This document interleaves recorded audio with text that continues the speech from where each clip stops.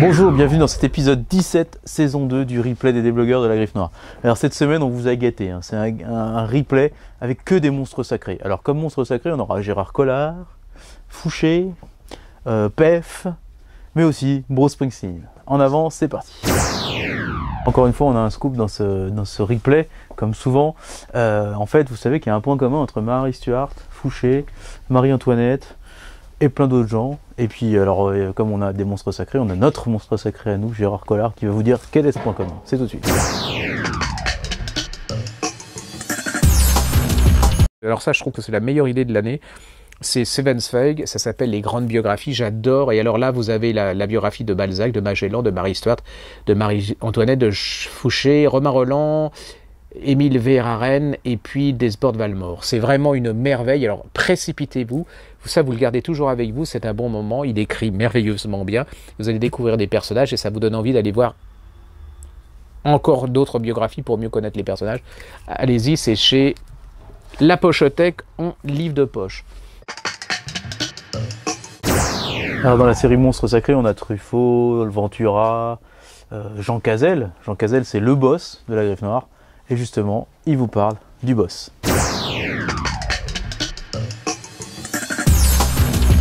Apparition aujourd'hui en collection Point de Bruce, la fameuse biographie de Bruce Springsteen qui était parue l'année dernière et qui vient de sortir en livre de poche, hein, absolument indispensable sur le boss. Hein. C'est vraiment une biographie très très complète sur lui. Et si vous voulez un petit peu plus d'images, il y a ça qui vient de sortir aujourd'hui également, Place des Victoires.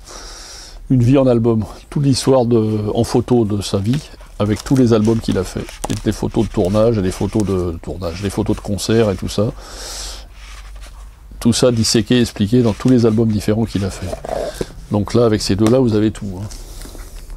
Celui-là est plus fouillé, plus complet et plus intéressant, parce qu'on va vraiment au cœur à la fois de sa vie et de toute son œuvre. Et celui-là est assez sympa, parce que bon, il y a plein d'images, plein de photos, et toute la discographie en images de ces albums. Vous en rêviez, Pef, dans un coin secret des déblogueurs, eh bien évidemment, la Griffe Noire l'a fait, et c'est tout de suite. Mon nom c'est Pef, il n'y a que 3 lettres, hein, c'est pas comme Dostoïevski. Voilà, mais mes 3 lettres viennent du fait que j'ai longtemps et je continue à travailler pour les enfants en tant qu'auteur et illustrateur. Et puis là, m'est arrivé l'envie de travailler aussi pour les adultes parce que mes premiers lecteurs ont entre maintenant 35 et 40 ans. Ils ont connu Le Prince de Motordu et moi je voulais modestement qu'ils aient accès à une parole d'adulte. Voilà, donc ça a donné lieu à un livre qui s'appelle Ma guerre de 100 ans, qui va de la mort de mon grand-père dans les premiers jours de la guerre de 14 et qui continue jusqu'à mes visites pour enfants à Sarajevo, au Liban, partout où les enfants ont été cognés par la guerre, d'où le titre Ma guerre de 100 ans, c'est chez Gallimard.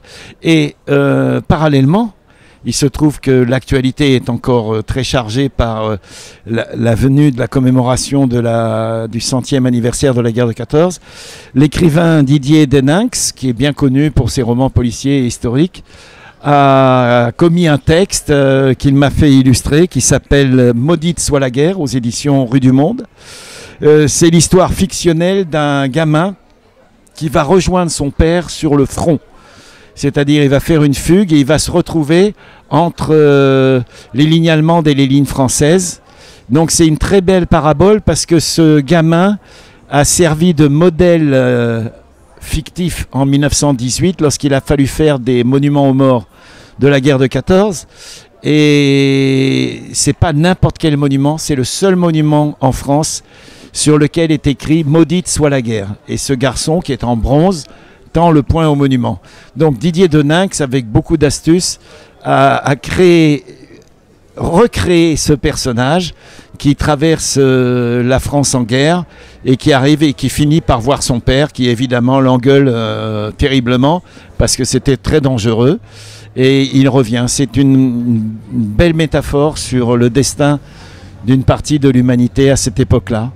Voilà, c'est mon coup de cœur. C'est un coup de cœur à moi. C'est mon cœur qui bat là aussi, parce que j'ai pris beaucoup de soin avec ce livre-là sur les mots de Didier Deninx. Et puis Ma guerre de 100 ans, où il n'y a pas d'image, mais les images sont dans les mots. Pour terminer cet épisode, je vais vous raconter une petite histoire. C'est l'histoire d'un monsieur qui a réussi à rendre Bercy, oui, le ministère des Finances, sexy. Alors comment il a fait pour faire ça? Eh ben, il a fait se suicider une de ses personnages d'en haut d'un balcon de Bercy qui est tombé par terre. Donc du coup, il y a une enquête qui se met en place. Et évidemment, l'enquête remonte jusqu'au ministre, jusqu'à son directeur de cabinet, et ainsi de suite. Et donc il y a cette enquête policière qui est assez bien menée. Et en plus de ça, il y a des vrais tacles, des vraies prises de position autour de ce qu'est la technocratie française, de cette élite française qui sclérose un peu notre pays.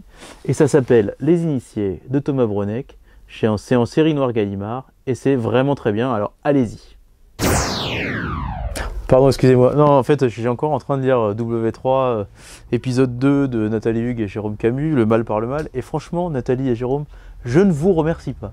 Je ne vous remercie pas parce que depuis que j'ai reçu ce livre, je passe mon temps à me plonger dedans. Je suis en train de discuter avec des amis, ma femme, ainsi de suite. Et en fait, je leur dis non, mais excusez-moi, je m'en vais parce que je suis en train de le lire. J'ai pas encore fini, mais je vous remercie pas. Enfin, ou plutôt, je vous remercie parce que c'est vraiment génial. Donc, je reviendrai vers vous quand j'aurai fini. Et je suis sûr qu'on va vous faire une super chronique parce que c'est vraiment démentiel. Bon, bah voilà, il y en a déjà beaucoup pour cette semaine. Donc, n'oubliez pas le site de la Griffe Noire sur lequel vous pouvez commander tous les livres. Et puis moi, je vous dis à la semaine prochaine. Salut!